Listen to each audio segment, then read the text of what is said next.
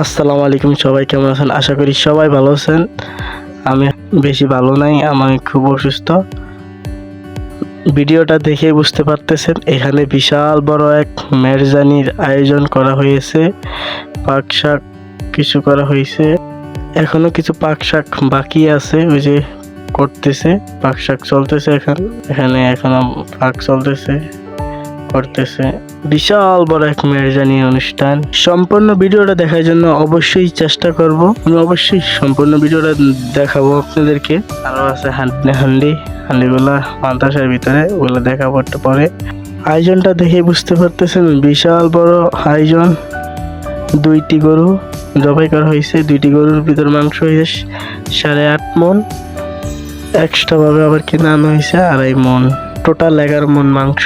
বিশাল বড় এক স্টেজ, তবে মহিলাদের জন্য আলাদা করা হয়েছে স্টেজ, ওটা আলাদা, ওটাও দেখানো হবে।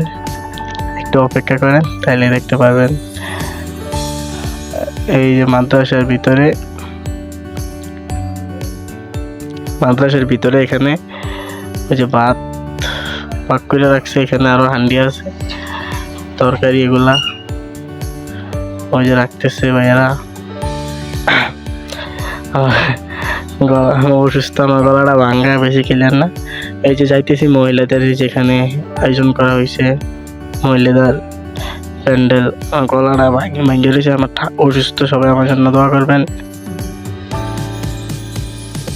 রাস্তার সাইডে পর্দা লাগাইতেছে, এই যে ভাইটা হাসতেছে। এখন যাব মহিলাদের স্টেজে। দেখেন মহিলাদের চেয়ার টেবিলে বসানো হয়েছে। এই যেটা হইলো মহিলাদের স্টেজ, এগুলো অনেক সুন্দর মতো টেবিলগুলো বসানো হয়েছে।